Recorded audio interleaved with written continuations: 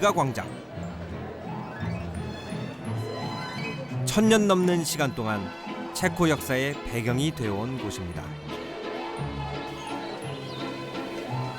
그 중심에서는 칼뱅과 루터보다 앞섰던 최초의 종교 개혁가 얀 후스도 만날 수 있습니다. 이 프라하 강정은요, 아직 이쪽의 그 체크 민족이 아직까지 옛날 전통 슬라브 종교를 믿는 거의 이제 그 원주민 상태로 있던 시절에 노예 시장이 있던 곳이에요. 그때 이미 그 슬라브족 그 남녀들이 굉장히 잘생기고 예쁜 걸로 유명했나 봐요.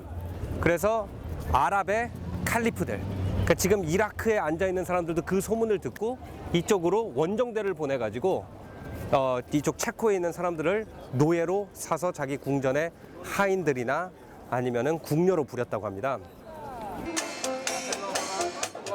민족의 애환과 굴곡진 역사의 무대가 되어온 광장에서는 이제 거리 예술가들의 흥미로운 공연이 매일같이 펼쳐집니다.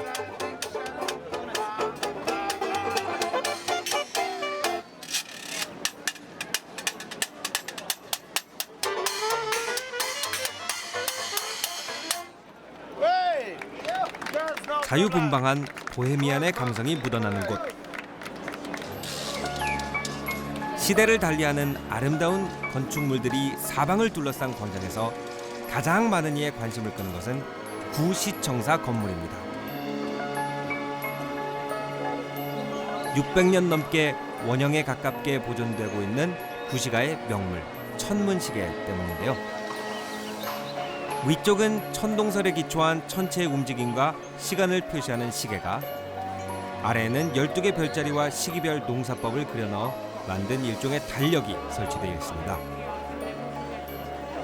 옛날 사람들은 몇 년 몇 월 며칠에 몇 시 몇 분에 뭘 하겠다 이런 식으로 생각을 하는 게 아니라 전갈자리하고 북두칠성이 만나는 지점에서 우리가 전쟁을 해도 된다, 아니면은 스콜피온이 이렇게 돌아갈 때 우리가 씨를 심을 때다, 이런 식으로 시간에 대해 생각을 했어요. 그래서 우리가 이 시계를 보면은 저게 어떻게 시계냐 하는데, 사실 옛날 사람들은 하늘을 보고 별자리의 위치를 보고 시간을 판단했기 때문에 낮에도 별자리의 위치를 볼 수 있도록 이런 시계를 만들었다라고 이해를 하시면 됩니다. 황금색 원판 전체가 매일 한 눈급씩 돌면서 현재 오늘에 해당하는 별자리와 해야 할 일을 가르쳐 주는데요. 그를 모르는 서민들을 위해 만든 것이라고 합니다. 지금까지 작동되고 있는 유일한 천문시계. 매시각 정각이 되면 시계의 인형들이 끼어나 보여주는 퍼포먼스를 구경하러 사람들이 구름처럼 몰려듭니다. 드디어 죽음의 때가 왔음을 알리는 해골이 종을 치자 허영과 탐욕을 상징하는 인형들이 고개를 저으며 운명을 거부합니다. 곧이어 시계 위에 창문이 열리고 베드로와 바오로에 이어 12사도들이 차례로 등장하는데요. 짧은 퍼포먼스는 4시마다 언제 올지 모르는 죽음을 준비하라는 묵직한 메시지를 전해줍니다.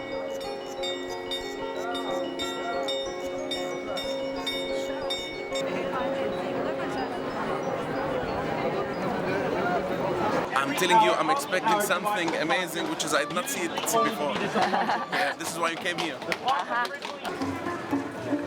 천문시계가 설치된 높이 70여 미터의 구시청사탑은 시계 내부를 볼 수 있을 뿐더러 최고의 전망을 자랑한다고 합니다.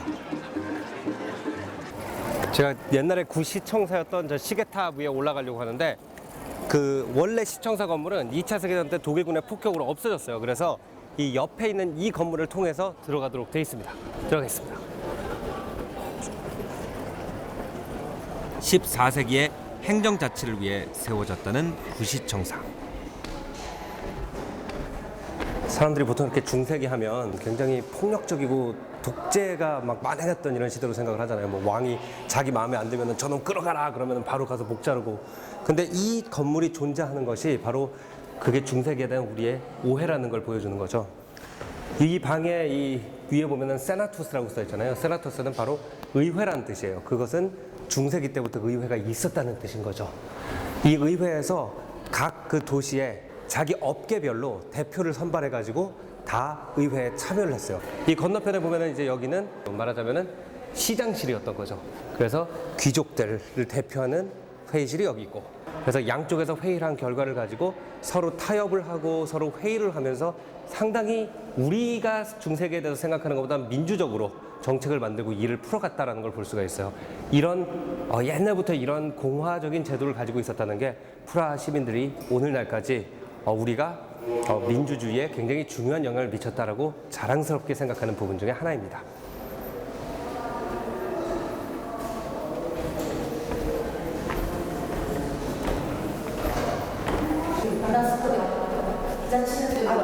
Orloj je tady od roku 1410. Funguje pořád a s přestávkami, opravami, ale funguje pořád a většina součástek v tom orloji je stále ještě původních.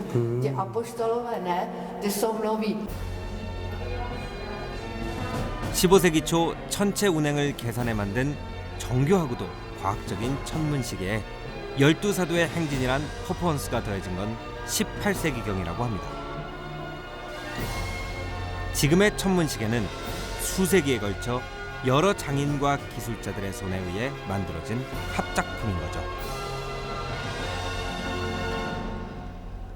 A pracují každou hodinu na dvou kolech po 6 a vy z ulice to vidíte ve dvou okénkách.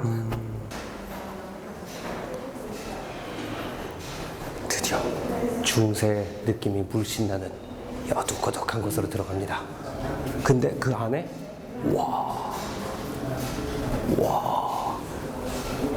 최신형 엘리베이터가 있어요. 믿기지 않네요. 14세기 중세 건축물 안에 설치된 원형 엘리베이터라니.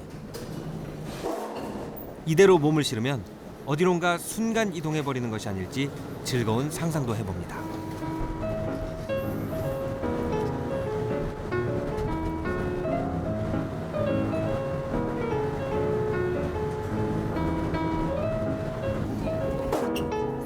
드디어 담숨에 올라온 전망대.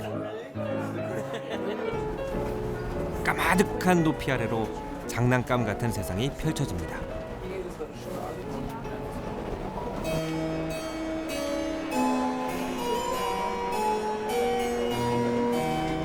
정교하고도 화려한 고딕 양식의 팀 성당이 구시가지의 상징적인 건축물답게 첫눈에 시선을 사로잡습니다.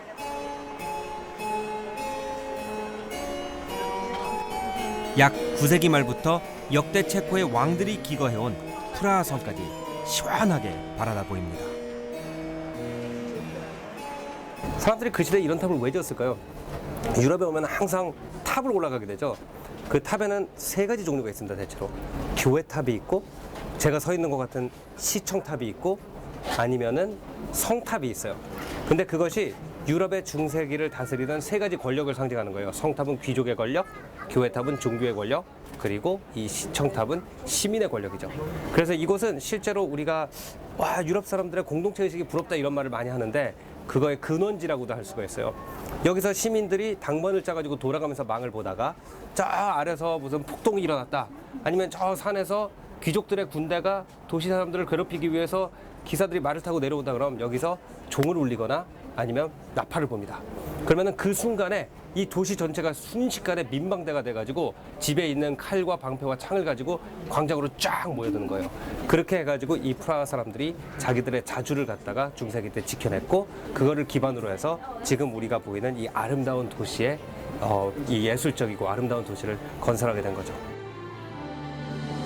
동서유럽의 교차로로 중세에 이미 유럽 최대 도시로 성장했던 프라하.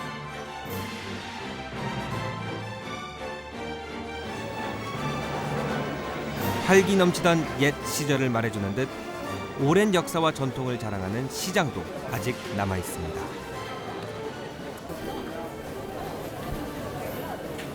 여기가 이제 하벨시장인데요. 하벨시장은 1232년에 세워진 굉장히 유래가 깊은 시장이에요. 이곳은 이 시대의 흐름과 함께 파는 품목이 계속 바뀌어서 산업혁명 시대는 석탄 시장이었고, 그 다음에 과일과 야채를 파는 시장으로 바뀌었고요. 지금은 프라하가 워낙 거대 관광 도시다 보니까 많은 관광 상품도 같이 팔고 있다고 합니다. 약 50여 개의 노점들이 줄지어 늘어선 하벨시장. 싱싱한 과일과 채소 덕분에 프라하 사람들도 자주 찾는다고 합니다. 야, 여기 베리 종류가 이렇게 많은 거 보니까 지금 베리가 제철인가 봐요. 어떤 게 제일 맛있어 보이냐? 야, 자. Hello. That's all? Yes. Thank you. Thank you. Have a nice day. 예, 관광객들이나 뭐 지나가던 사람이 과일을 사면 바로 먹고 싶잖아요. 그래서 아예 시장에 과일 씻는 시설을 마련해 놓았어요. 여행객들을 위한 세심한 배려가 느껴졌는데요. 베리를 차가운 물에 딱 씻어가지고 자, 제가 한번 먹어보겠습니다. 오, 시큼하네요. 톡톡 터지네요. 시큼시큼한 맛이 톡톡 터져요. 상큼한 과일로 피로도 풀고 아기자기한 기념품도 고를 수 있어 여행자들의 발길이 속속 이어집니다.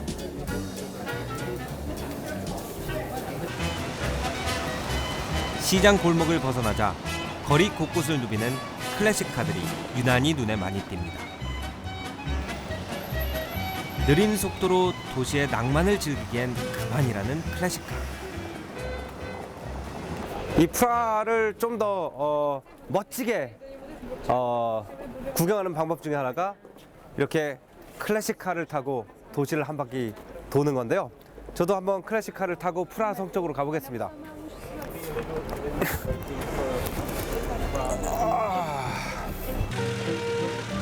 제가 탄 자동차는 실제로 1900년대에 만들어져 나이가 80살을 훌쩍 넘었다는데요. 오래된 것이 주는 편안함이 그대로 묻어옵니다. 쫙 위로 올려다 보면은 건물들이 양쪽에 쫙 병풍처럼 서 있는데 이 건물이 나한테로 쏟아지는 것 같은 그런 느낌이 들고요. 오늘 하늘이 파래서 그냥 이렇게 뒤로 젖히고 있어도 정말 좋네요. 미처 발길이 닿지 못했던 골목들 사이로 여유롭게 도시 탐험을 즐기다 보면 어느새 아쉽게도 조금씩 목적지에 가까워집니다.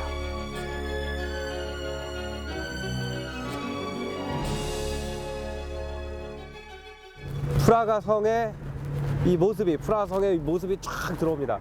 성 비투스 성당부터 이 궁전과 저쪽에 옛날에 그 성에 딸려있던 와인바까지 한눈에 쫙 들어오는데요. 1000년 넘는 세월에 걸쳐 다듬어지고 완성되어 온 프라하성. 옛 보헤미아 왕들이 머물던 성은 현재 대통령 관저로도 사용되고 있는데요.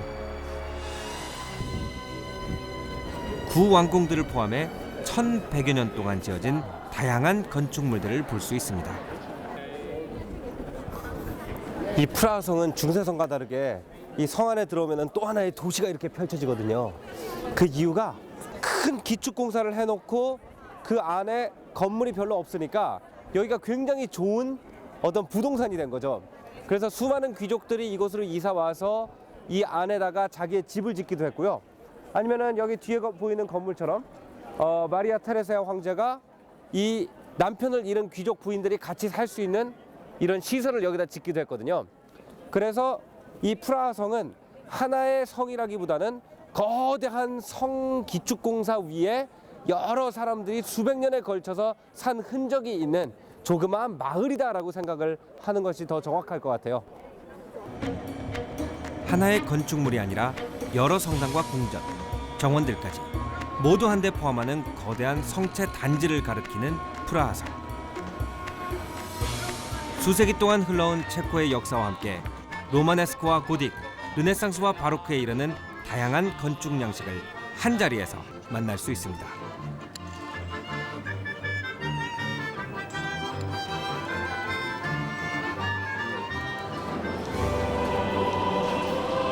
성 비투스 대성당은 프라하 성을 대표하는 최고의 건축물.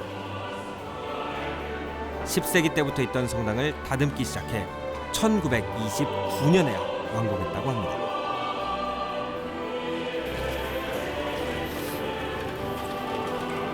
성당에 들어서면 먼저 어마어마한 규모에 압도되는데요.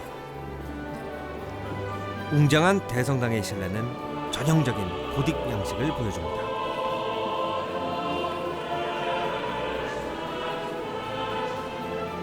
카렐 4세 때 본격적으로 재건축되다가 수백 년간 미완성 상태로 남아있었다는 대성당.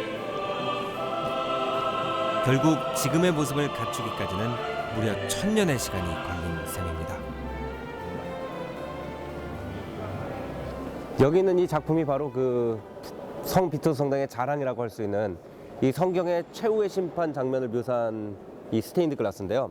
저 안에 조그만 유리 조각이 몇 개가 들어갔냐면 22만 6천 개의 조각이 들어갔다고 합니다. 창의 면적을 크게 확대하고 화려한 스테인드 글라스를 수놓아 신비로운 분위기를 더한 것이 성 비투스 대성당의 특징인데요.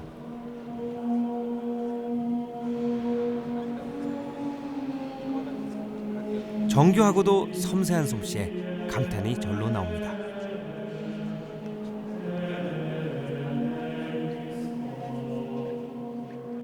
이 성당은 완공하는데 400년이 넘는 시간이 걸렸단 말이에요. 그렇기 때문에 이 안에 여러 작품이 있는데 그 작품이 다 시대가 달라요. 보통 이제 중세기 성당에 가면 중세기의 스테인드 글라스가 있기 마련인데 여기에는 현대 시대의 작품이 있습니다. 이것이 아마 이제 성 비토스 성당에서 가장 유명한 스테인드 글라스일 텐데요. 알폰스 무카라는 이 체코의 유명한 예술가가 만든 작품이죠. 체코의 자부심이자 자랑인 세계적인 화가 알폰스 무하의 작품은 기존처럼 생유리 조각을 모자이크해 만든 것이 아니라고 합니다. 다른 스테인드 글라스와 달리 유리에 직접 그림을 그리고 가마에 구워내는 과정을 반복하며 완성한 작품이라고 하는데요.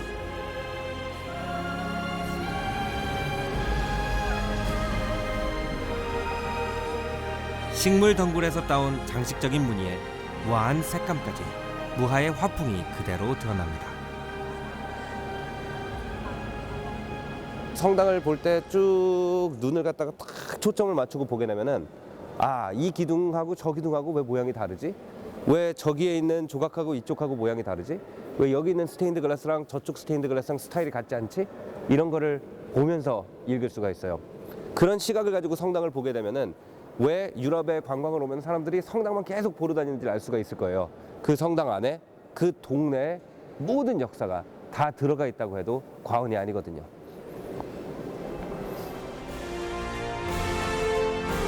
스테인드 글라스가 번성했던 건 중세. 글을 읽지 못하는 이들을 위해 창문에 그림을 그려 넣어 성서 내용을 전하던 스테인드 글라스는 가난한 자의 성경이라 불렸는데요. 성 비투스 대성당의 스테인드 글라스는 오히려 근현대에 들어와 완성된 것이 많은 게 특징이라고 합니다.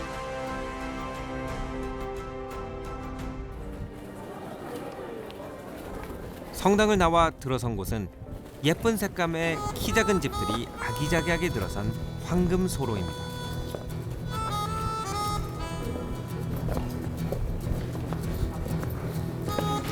이것이 바로 그 황금소로라고 불리는 곳이에요. 루돌프 2세가 처음으로 동양에서 화약을 들여와가지고 포병대를 만들었을 때 포병대 장교 숙소로 만들었던 집들이래요. 15채 남짓한 집들이 이어진 골목은 카프카 덕분에 더 유명해졌죠. 찾았습니다. 여기 보면 여기가 프란츠 카프카가 살던 집이라고 써 있어요. 이제 카프카의 가장 유명한 소설 중에는 성이라는 소설이 있잖아요.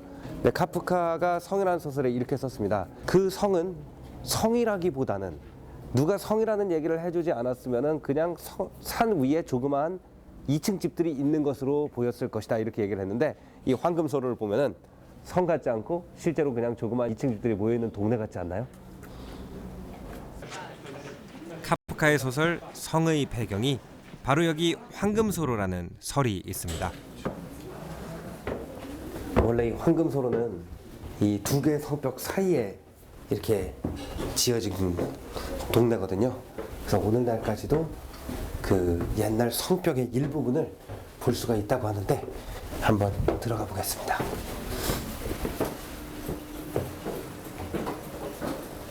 실제 이제 루돌프 2세 시대에 황금소라가 처음 만들어졌을 때는요, 주로 여기에 살던 사람들이 이 성을 지키는 포병대원들이었대요. 그 당시 실제로 사용했던 무기들이 여기 전시가 돼 있는데 무시무시하죠. 당시 경비대나 포병대원들이 보초를 서던 성벽도 그대로 확인할 수 있었습니다. 이 벽에 보니까 이 옛날에 이 방어 기술을 볼 수가 있어요. 상대편이 총이나 칼을 쏠 때는 들어오지 못하게 이렇게 막아놨다가 내 활이 장전이 되면은 쫙 돌려서 조준을 하고 탁 당긴 다음에 다시 딱 막아놓는 거죠. 성체 곳곳에 머물던 사람들의 흔적까지 켜켜이 남아있는 프라하 성. 세계 최대의 웅장한 규모만큼이나 장구한 세월의 역사를 품고 있는 위대한 중세유산 프라하 성을 뒤로하고 저는 다시 구시가지로 향합니다.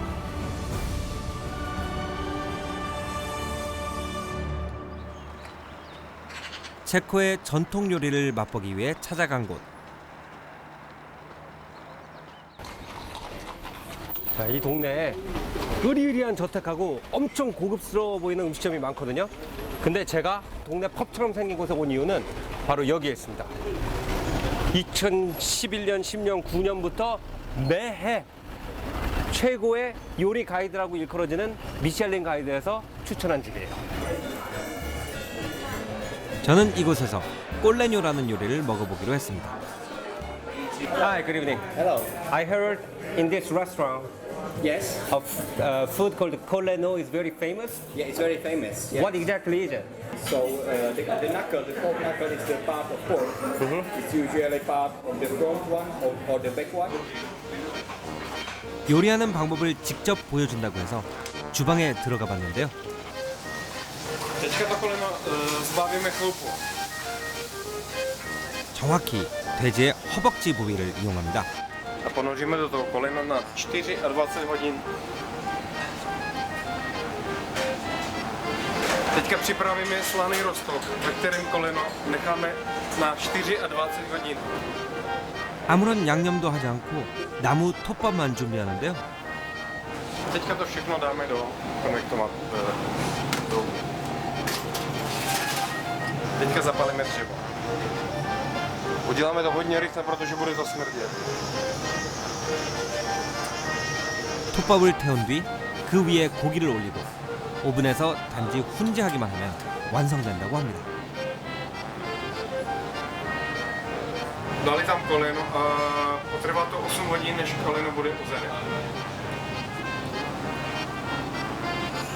단순하지만 오랜 시간을 들여야 하는 요리가 바로 꼴레뇨죠.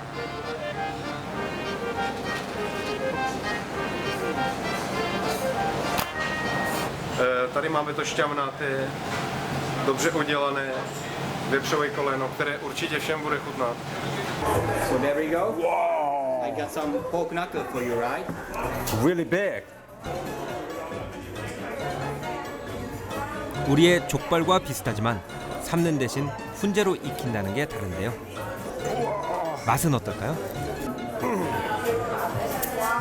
여기다가 이제 겨자 소스를 좀 바르고 이제 뭐냐면요, 일종의 무예요. 근데 그 일본에서 먹는 와사비처럼 무에서 이렇게 매콤한 맛이 나는 거 가지고 이걸 이거 바르면 돼지 비린내가 하나도 안 나요.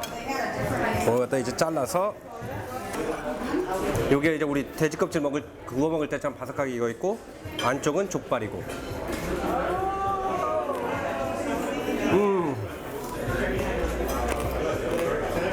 와우. 우리나라 족발은 삶아서 쫄깃쫄깃한 맛이 난다면 이거는 오븐에다 구웠기 때문에 껍질이 바삭바삭해요.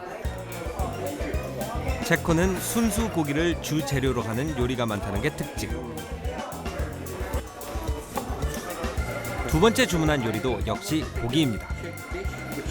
이건 육회예요. 이 육회를 이쪽 사람들은 타타르라고 부르는데 이 체코 타타르는 특이한 게 이렇게 향신료를 같이 줘가지고 자기가 자기 구미에 맞게 이 향신료를 넣어가지고 알아서 비벼 먹도록 돼 있어요. 저는 역시 한국 사람이다 보니까 일단 달걀 노른자가 들어가야 되겠고, 그 다음에 양파, 지금 기본으로 들어가 줘야죠, 양파는. 후추. 제가 비비겠습니다. 근데 양념을 하긴 하면서도 뭔가 좀 허전한데요.